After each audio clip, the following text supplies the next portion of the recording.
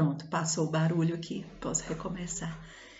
Bom, então, o Oswald está fazendo essa referência de um encontro, né, de povos e pessoas diferentes aqui, vindos de outros lugares, uns traficados, outros imigrados, se refere à hipocrisia da saudade. A gente, né, que tinha lido aquele texto do Margudes se referindo à saudade como uma ideia tipicamente portuguesa ou ibérica e que poderia fazer parte da nossa Constituição. O Oswald aqui faz essa referência e acho que não é à toa o texto dele aí, né, como eu já disse, todo repleto de referências culturais, e acho que aqui ele está realmente dando uma alfinetada nisso que seria talvez uma ideia romantizada do povo lusitano como carregado desse sentimento da saudade. Mas não vou aqui tirar nenhuma conclusão disso não, acho que vocês pensem cada um por si. Vou seguir um pouquinho. Foi porque nunca tivemos gramáticas, nem coleções de velhos vegetais, e nunca soubemos o que era urbano, suburbano, fronteiriço e continental, preguiçosos no mapa mundi do Brasil. Então, realmente ele está fazendo um conjunto, né, uma reunião de uma série de ideias que a gente encontra ditas, repetidas sobre o brasileiro, até referência à preguiça, e chegando então se aproximando numa visão do que seria esse país e as pessoas que moram sobre ele. E ele vai dizer uma consciência participante, uma rítmica religiosa. A ideia de uma consciência participante eu acho muito interessante, acho que isso se associa de novo, né, ao núcleo central do conceito de antropofagia. Pensar a consciência sempre ligada, participando do que está em torno. E aí isso vira uma referência religiosa também, uma rítmica religiosa. Se a gente pega, né, essa ideia também nuclear da palavra religioso como religação, né, a gente tem uma ideia de relação embutida aí, de um pensamento, então um pensamento inspirado na antropofagia como um pensamento relacional. Isso seria típico, então, do brasileiro, segundo essa proposta do Oswald de Andrade, se é só a antropofagia que nos une. Então, contra todos os importadores de consciência enlatada, a existência palpável da vida e a mentalidade pré-lógica para o Sr. Lévi-Brul estudar. Veja, aqui eu quero ficar com essa primeira frase. Contra todos os importadores de consciência enlatada. A nossa consciência é a consciência participante. E ela não vai se enlatar junto a uma outra qualquer consciência enlatada. As tentativas de enlatar o pensamento brasileiro sempre vão se defrontar com o novo, com um pensamento que se desdobra, que se faz outro. O Viveiros de Castro tem um texto muito bonito chamado Mármore e a Murta. E eu gosto dessa coisa, meu sobrenome é Murta, né? A murta é uma árvorezinha, uma planta. E o padre, esse texto do Viveiros de Castro é uma referência a um trecho de um sermão do Padre Vieira. É isso que eu queria falar aqui, acho que tem a ver com essa ideia que a gente está tentando esboçar, né, desenhar para vocês como o que seria a antropofagia oswaldiana. E a metáfora que o Padre Vieira usa é a seguinte, ele fala das suas experiências de catequese católica lá na Ásia, junto a outros povos. Ela parecia ser como dizer a palavra, né, a palavra sagrada para aqueles povos, era como esculpir no mármore. Muito demorado, muito difícil, é muito duro, mas a palavra que foi ali escutada fica marcada para sempre.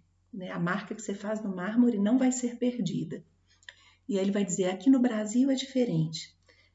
A gente começa a falar, então ele está se referindo aos índios, o ouvinte dessa palavra nesse momento é o índio, e ele diz assim, os índios recebem muito bem, escutam muito bem o que nós dissemos, é como fazer uma poda numa árvore de murta, que você faz rapidamente é recebido, não é difícil como esculpir no mármore, é fácil cortar uma murta e colocá-la na forma que você quiser. Só que rapidamente começa a nascer um galho torto aqui e outro galho torto ali, e aquela forma que você desenhou se perde. Então, ele está dizendo, é assim que o índio brasileiro escuta a palavra que os catequistas estão tentando dizer. Parece que eles absorvem muito facilmente, escutam, mas rapidamente transformam isso. Fazem disso uma outra coisa, deixa nascer um galho novo e faz perder aquele desenho que você gostaria de ter imposto lá. Então, eu acho que essa ideia está próxima aqui, é mais ou menos o que o Oswald de Andrade quer dizer também. A gente escuta, tudo vem de fora, mas rapidinho a gente faz nascer outras coisas com isso.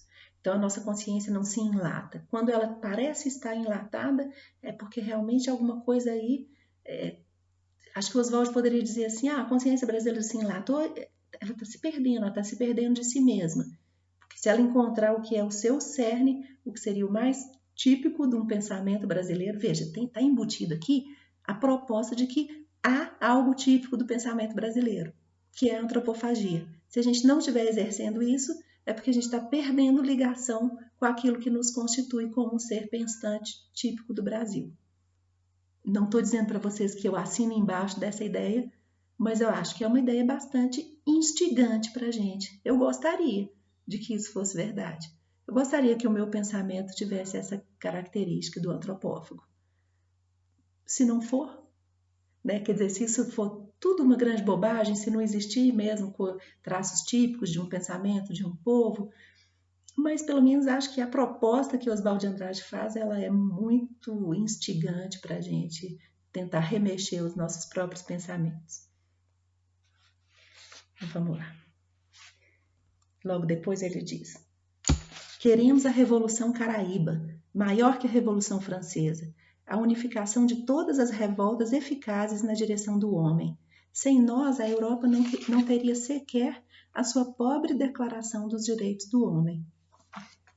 Dizendo, a necessidade de pensar no direito universal do ser humano, ela se impôs quando o europeu se deparou com os povos diferentes. Enquanto não havia a diferença, não era preciso afirmar uma universalidade do humano, porque era óbvio, se todos eles são mais ou menos o mesmo, o humano é mais ou menos o mesmo, os direitos são de todos, mas na hora que o ser humano se depara com aquele que é muito, né, quase posso dizer totalmente diferente dele, mas continua sendo humano, a gente se depara com uma questão muito nova, muito diferente, que é qual é então o universal do humano diante de todas as diferenças.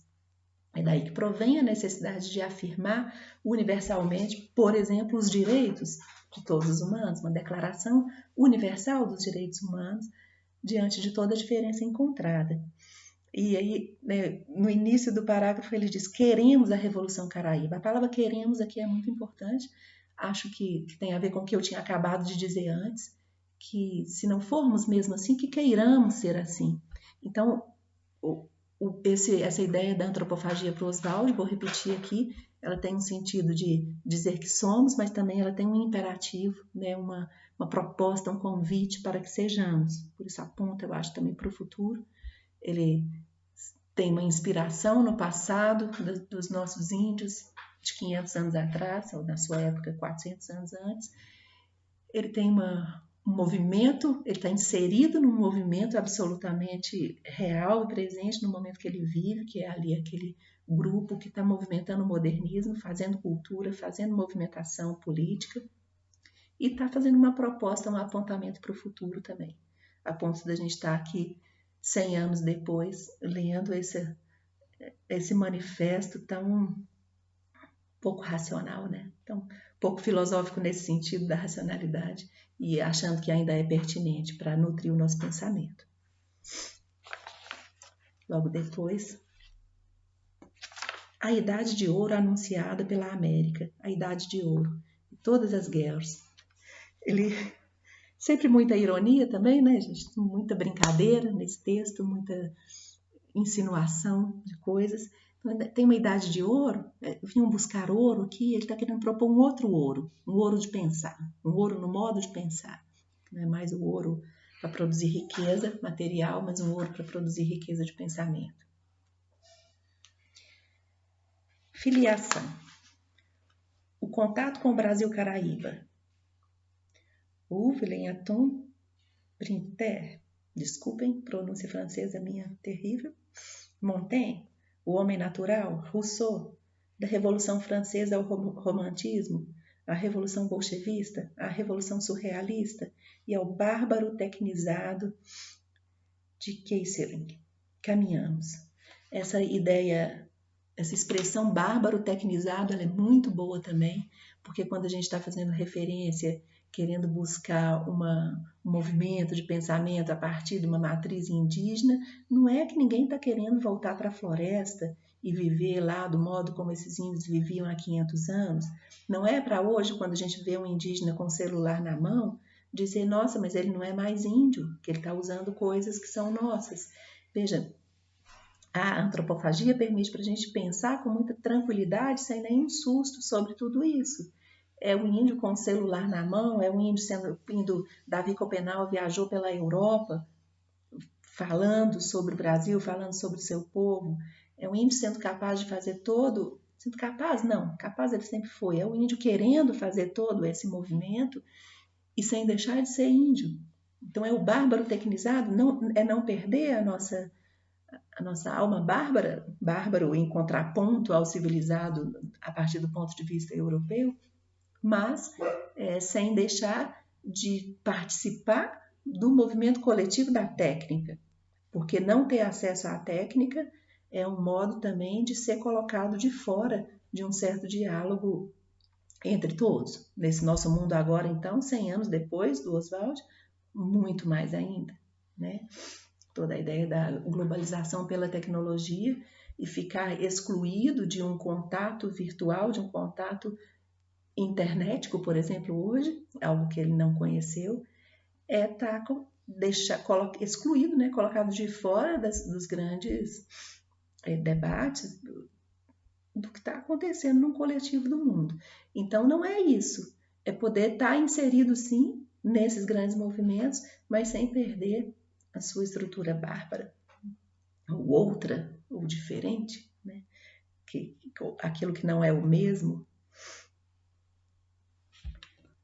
Não é do mesmo modo que a gente pensou lá com o Viveiros de Castro, que não é para o índio, ou com o próprio Davi Copenau, né? Ele não vai se tornar branco, nem nós europeus, ou estadunidenses. Somos o que somos, né? Como o Yanomami é o que é. E aqui um pedaço que eu adoro também, que é: nunca fomos catequizados, vivemos através de um direito sonâmbulo. Fizemos Cristo nascer na Bahia ou em Belém do Pará. Olha que ideia bonita, assim, né? Que quando eles nunca fomos catequizados, ele poderia estar criando uma ruptura, então, entre o brasileiro e essa catequese que veio literalmente de fora, né? Através dos jesuítas no início e outros, né? Mas ele vai dizer, não fomos catequizados, fizemos Cristo nascer na Bahia ou em Belém do Pará. Essa é uma ideia muito importante, né? E que, no fundo, é uma repetição do que eu já venho dizendo. É o pegar o de fora e fazer, e deglutir, e fazer nascer de outro modo. Quer dizer, não, o brasileiro fez nascer Cristo aqui de novo. Acho que essa é a ideia que hoje impera aí quando, a partir da teologia, se pensa o diálogo, tanto o diálogo interreligioso quanto o intercultural, que tem a ver com a mesma religião, às vezes pensar todas as questões culturais que dizem respeito à entrada de uma religião qualquer. Né? Isso é uma questão pertinente para o cristianismo. Como é que é chegar dentro de outras culturas? Como é que é levar ali, estou falando literalmente, né, uma palavra de Cristo que realmente possa ser escutada e fazer sentido por outros povos? Só se for dessa maneira, que é levar uma palavra de tal modo que permita já que Cristo nasça ali de novo. E não que ele venha como algo a ser enxertado ou implantado, porque aí nunca dá certo. Mas nunca admitimos o nascimento da lógica entre nós.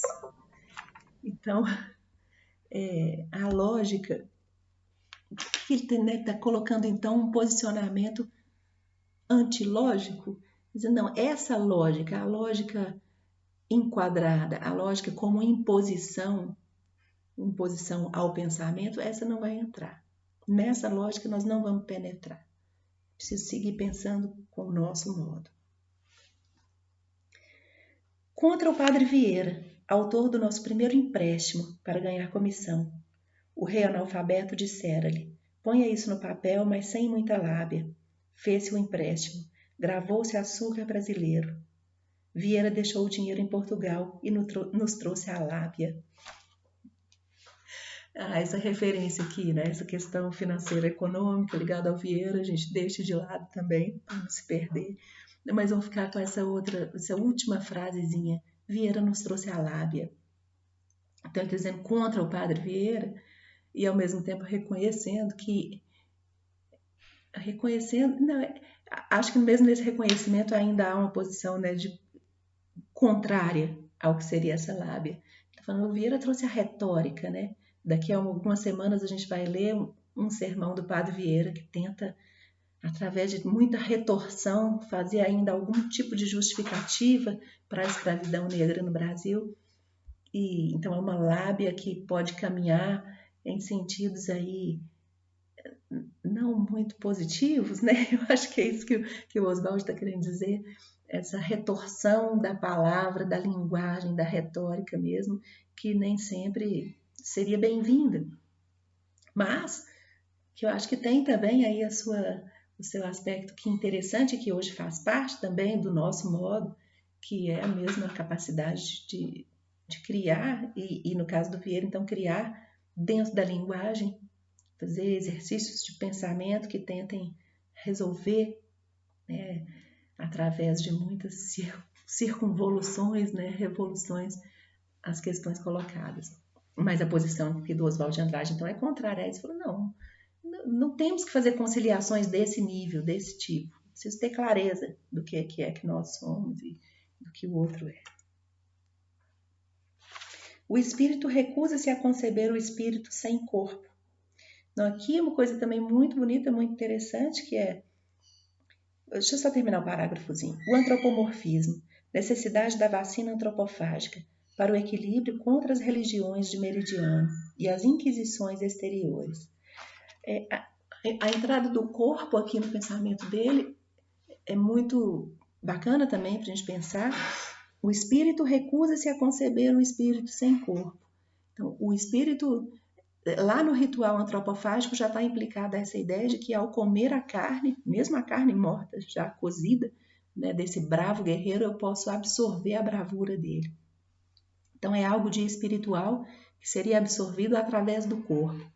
A gente percebe então essa inerência mesmo, essa unidade entre o espírito e o corpo, ou o espírito e a matéria.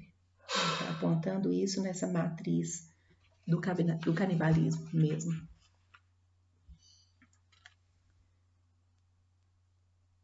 Só podemos atender ao mundo auricular. Isso aqui também deixo para vocês, para quem tiver curiosidade, ir atrás de entender o que seria o auricular. Tínhamos a justiça codificação da vingança, a ciência codificação da magia, antropofagia, a transformação permanente do tabu em totem. Vou passar por aqui também, tá? Contra o mundo reversível e as ideias objetivadas, cadaverizadas, o stop do pensamento que é dinâmico, o indivíduo vítima do sistema, fonte das injustiças clássicas, das injustiças românticas, e o esquecimento das conquistas interiores. Roteiros, roteiros, roteiros, roteiros, roteiros, roteiros. O instinto caraíba. Veja, é muito importante que a ideia contra as ideias objetivadas. Então, contra uma ideia que já venha pronta. A ideia que eu absorvê-la já pronta, sem degluti-la, ela não passou pelo movimento da antropofagia. Então, é preciso sempre garantir que nós não vamos comer cápsulas, né? Então, contra o encapsulado, contra o cadaverizado. O cadáver, comido no ritual antropofágico, de certa maneira está vivo, né? O ritual faz com que a vida se mantenha ali, um corpo que morre, que vai ser comido dentro de um ritual onde a vida está toda em torno daquilo, seja de forma da música, da dança, daquilo que se constitui em volta daquele caldeirão. É a tentativa de não deixar morrer aquela pessoa. Aquela pessoa que ia ser comida, ela de alguma maneira não morre. Ela é inserida no ritual e ela é inserida no corpo do outro. E aí é como um modo de não permitir que aquilo se cadaverize. Então, acho que talvez essa seja uma potência forte também da metáfora para a gente trazer para o pensamento. Que quando eu capturo um pensamento e o degluto, transformo, deixo que ele se torne um pensamento meu, eu não permiti que ele se cadaverizasse. Certo? Então, ele está lutando então contra aquilo, levantando a bandeira contra a cadaverização do pensamento, para que a gente não se nutra de ideias que na verdade já não nutrem mais e que podem levar à morte, né, ou esvaziamento do pensamento próprio. Esse seria o instinto caraíba, um instinto que se coloca contra a cadaverização, o enlatamento, o encapsulamento do pensamento. Morte e vida das hipóteses, da equação eu parte do cosmos ao axioma cosmos parte do eu. Subsistência, conhecimento, antropofagia. Eu parte do cosmos e cosmos parte do eu. Ele está querendo afirmar que quando eu enfatizo, né, o lado dessa frase que diz que o cosmos é parte do eu me coloco mais na posição ativa. Eu não sou só uma parte de um todo, mas também esse todo é uma parte minha. E isso implica mais a individualidade, o modo próprio naquilo que seria o conjunto de tudo que existe. É um movimento morte e vida, um movimento que me coloca em direção, né, ao mundo, sempre incessantemente, em comunicação, como logo depois ele vai dizer, contra as elites vegetais, em comunicação com o solo. É preciso dizer contra a elite, quer dizer, contra aquilo que se destaca, contra aquilo que quer estar lá num alto de uma pirâmide, perdendo a ligação com o solo. Não, é preciso ter a comunicação com o solo. E a gente volta, né, àquela ideia que a gente já leu do indígena como aquele que tem a terra como a sua casa, que ele é que faz parte da terra, ele não é dono da terra, enfim. A comunicação com a terra, com a raiz, vai dizer disso. Não percamos a nossa ligação com o solo que nos constitui mesmo, como esse povo desse lugar. Sejamos indígenas do Brasil. Talvez a gente pode traduzir hoje assim também essa conclamação do Oswald de Andrade.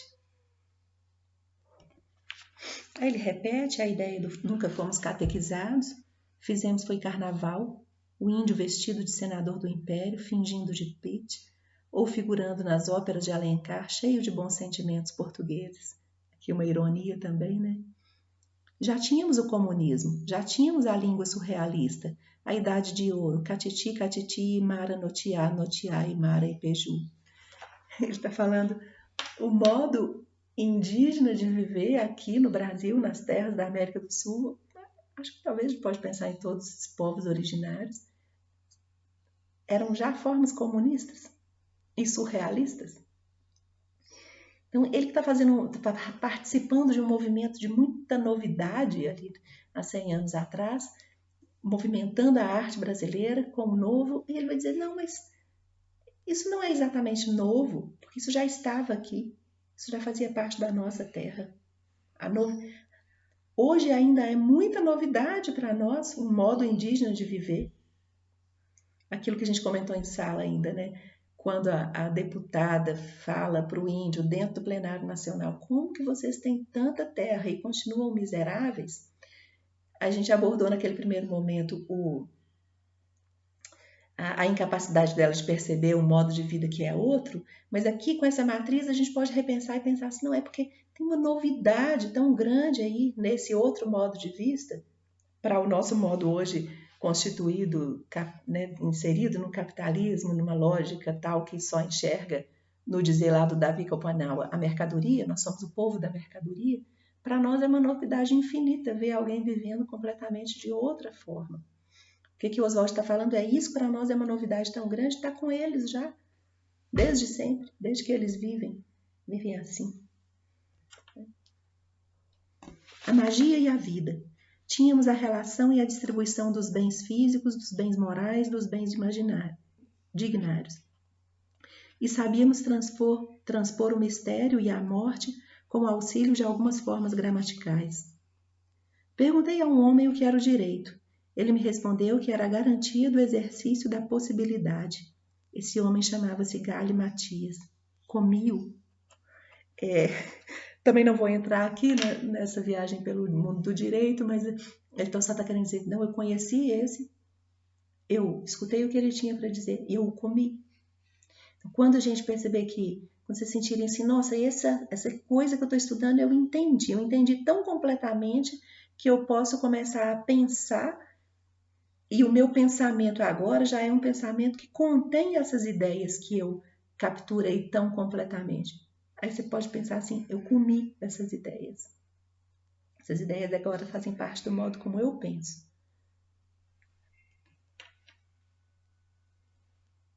Só não há determinismo onde há mistério. Mas que temos nós com isso?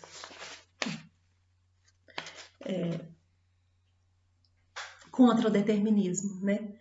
Onde há a permanência do mistério, não há determinismo. E acho que ele está querendo afirmar esse lugar também, do não determinado, e onde há o não determinado, há o misterioso, mas sempre com essa ironia constante do manifesto todo, que é o que nós temos a ver com isso. É isso que ele está querendo exatamente dizer, que nós temos tudo a ver com isso. Nós temos estou usando a palavra alma aqui muito livremente, né? Vocês perceberam, mas posso dizer, nós temos uma alma aberta, então, ao misterioso. E isso a gente já via lá no povo português também.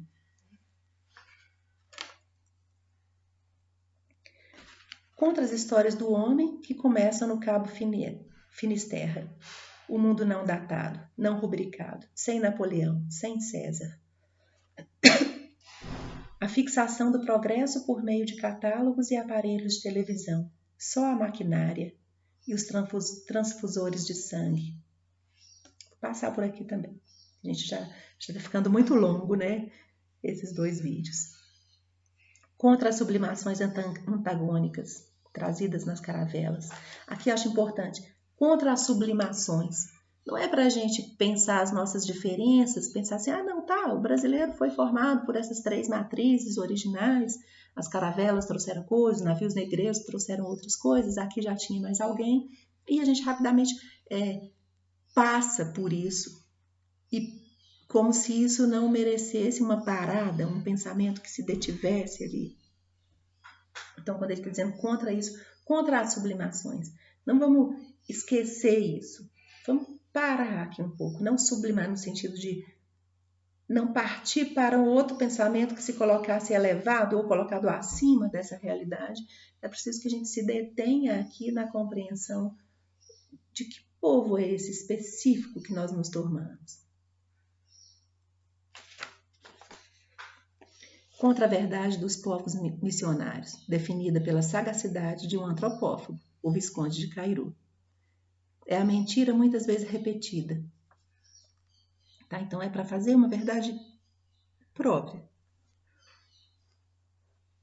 Mas não foram cruzados que vieram, foram fugitivos de uma civilização que estamos comendo, porque somos fortes e vingativos como o jabuti. Essa é a segunda vez que aparece a palavra vingança, né? Eu estava querendo passar batido por ela, mas acho que ele está... A gente não precisa pegar essa palavra e levar as suas últimas consequências, né? Pensar, então a proposta antropofágica, de certo modo, é vingativa. Acho que o vingativo aqui tem que ser entendido na sua força própria, que é dizer assim, não, na não submissão há algum nível de movimento de vingança. Quando o próprio ritual antropofágico tem toda uma discussão sobre a vingança em torno disso também, mas eu não queria que a gente se perdesse nisso, não. É só realmente, acho que importa aqui pensar, esse movimento implica numa força própria. Ele fala assim, fazemos o movimento da vingança porque somos fortes, como o jabuti, né? Como se a gente pensa na quantidade de índios que hoje conseguem ter uma voz aqui dentro da cultura brasileira e até tentando movimentar politicamente, e estão resistindo aí há muitos séculos, e eles são muito poucos hoje, acho que dá para perceber essa ideia da resistência e da força que não se dobra, não se dobra, não se dobra. Eles querem continuar vivendo como são, e de repente hoje eles podem aparecer para nós como os mais capazes de enfrentar não a crise do coronavírus, mas a crise ambiental. Haveria aí dá para identificar talvez uma nuance que a gente pode identificar como vingança.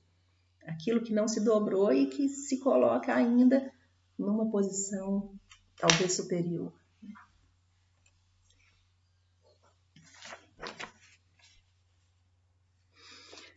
Se Deus é a consciência do universo incriado, Guaraci é a mãe dos viventes, Jaci é a mãe dos vegetais. São referências a mitologias indígenas que acho que aqui também não precisamos mais parar nisso. Não tivemos especulação, mas tínhamos adivinhação. Tínhamos política, que é a ciência da distribuição, e um sistema social planetário. Então, reafirmando também o que ele via como já pertinente, fazendo parte, né, dos modos de vida antigos dos índios. As migrações, a fuga dos estados tediosos, contra as escleroses urbanas, contra os conservatórios e o tédio especulativo. De William James a Voronov, a transfiguração do tabu em totem, antropofagia. A paterfamílias e a criação da moral da cegonha, ignorância real das coisas, mais falta de imaginação, mais sentimento de autoridade ante a procuriosa. Não vou parar também aqui, não. A gente, como eu já repeti algumas vezes, né, as referências são tão infinitas, que a gente não acaba nunca. É preciso partir de um profundo ateísmo para se chegar à ideia de Deus. Mas o Caraíba não precisava, porque tinha Guaraci. Veja, aqui acho que é importante. Tem um movimento constante aí, né, de todo esse texto, mas também de todo o movimento modernista, que veio a ser um traço da cultura, né, nas nossas academias, antes de desenrolar do século XX, que são essa tendência ao ateísmo, a vontade de afirmar uma não relação com as igrejas dominantes, ou especificamente com a Igreja Católica, né, quando ele está repetidamente se referindo ao catequismo como algo que a gente deveria estar contra, né, ele se posicionando contra as catequeses. E aqui, mas ao mesmo tempo, a abertura ao que seriam movimentos religiosos espontâneos, né, que de fato fazem parte da experiência do povo. Ele está dizendo, aqui havia Guaraci. Guaraci é uma divindade mitológica aí também do Tupi-Guarani, se não me engano, que seria como a mãe dos viventes. Então ele está dizendo, eles já tinham uma consciência religiosa. Por que veio a catequese? Porque essa catequese veio sem escutar, primeiro, qual era a religiosidade já existente aqui. Então ele está falando mais uma vez isso. As coisas já estavam aqui e foram, de algum modo, interrompidas, né? Ou tentou-se interrompê-las. O objetivo criado reage com os anjos da queda. Depois Moisés divaga. Que temos nós com isso? Deixa para pensar. Antes dos portugueses descobrirem o Brasil tinha descoberto a felicidade.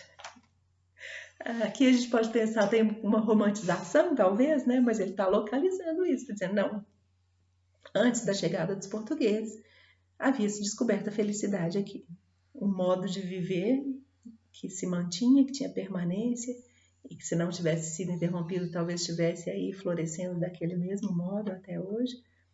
E a gente pode tentar identificar o que ele está chamando aqui de felicidade, né? Também vou deixar para vocês pensarem, a gente pode tentar conversar na quinta-feira sobre isso.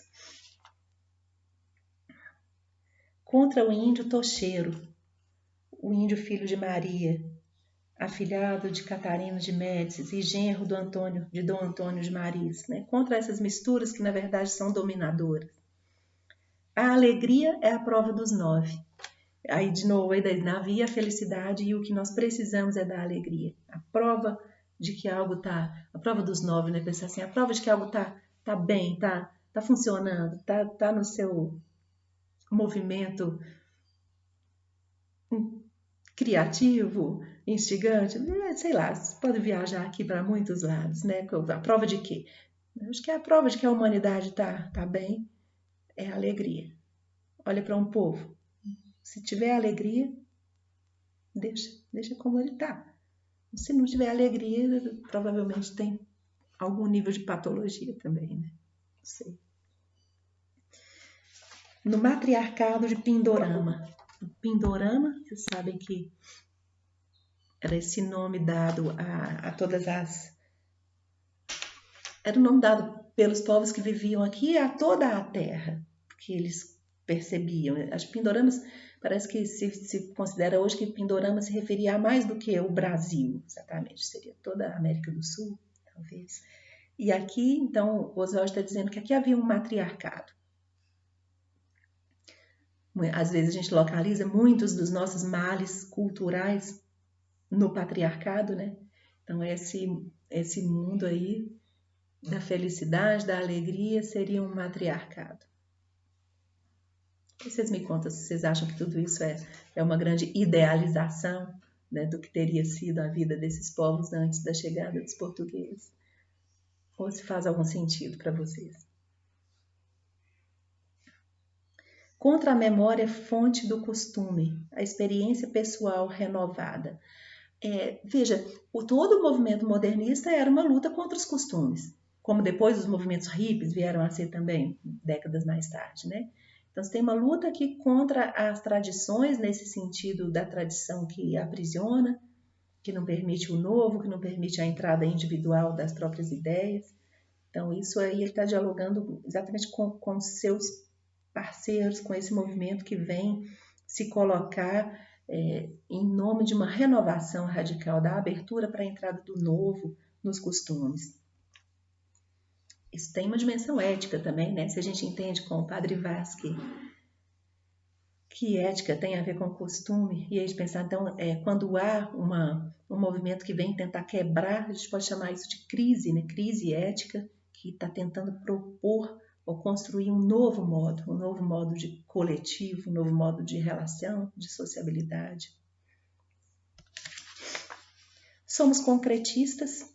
Aqui eu vou até pular um pouquinho, gente. A gente tem uns parágrafos muito grandes que eu acho que não acrescentam mais muito das ideias. Estou ficando incomodada, que acho que já foi um tempo longo demais para um vídeo. Eu vou ler então só o último parágrafo agora. Contra a realidade social, vestida e opressora, cadastrada por Freud, a realidade sem complexos, sem loucura, sem prostituições e sem penitenciárias do matriarcado de Pindorama. Então, veja como ele termina quase que descrevendo mais didaticamente o que teria sido para ele, no seu imaginário, esse matriarcado da nossa terra, de como é que se vivia aqui antes, essa terra que nós habitamos hoje, que estaria aí colocada sem alguns dos males, ou que seria o resumo dos males que ele identifica no seu tempo. A gente pode dizer dos nossos hoje, né? E veja que o tema vírus é muito instigante também para se fazer metáforas com ele, porque a gente sabe que boa parte dos índios brasileiros que morreram nos primeiros séculos da ocupação portuguesa aqui não foi nem por causa das batalhas, mas foi muito mais por causa de doenças, né? Doenças viróticas para os quais eles não tinham nenhuma defesa. Podemos pensar hoje também por essa onda desse vírus, que, né, agora, nesse momento que a gente está vivendo, como isso vai chegar também nos povos indígenas e como está chegando para nós, qual a defesa que nós temos contra o coronavírus. E por fim, ele assina, então, Oswald de Andrade, em Piratininga, é o nome que ele quer dar, né, para o seu lugar nesse momento, no ano de 374 da deglutição do Bispo Sardinha. O Bispo Sardinha foi comido no ritual antropófago 374 anos antes da publicação do Manifesto Antropófago, e aqui também é uma brincadeira, né? É mais do que uma brincadeira, uma provocação que ele está fazendo. Por que nós contamos o nosso tempo desde o nascimento de Cristo? Eu posso querer contar o meu tempo desde a deglutição do Bispo Sardinha. Então veja, esse texto está repleto de alfinetadas, né? De tentativa de colocar, de nos levar mesmo a pensar de um outro modo, mas acho que ajuda muito a gente remexer, revirar o nosso modo de pensar. Bom, obrigada. Na quinta, espero que a gente tenha uma comunicação melhor. Na sexta-feira, minha internet deu uma melhorada boa aqui em casa. Eu espero que na quinta se mantenha assim para a gente conseguir fazer uma discussão legal.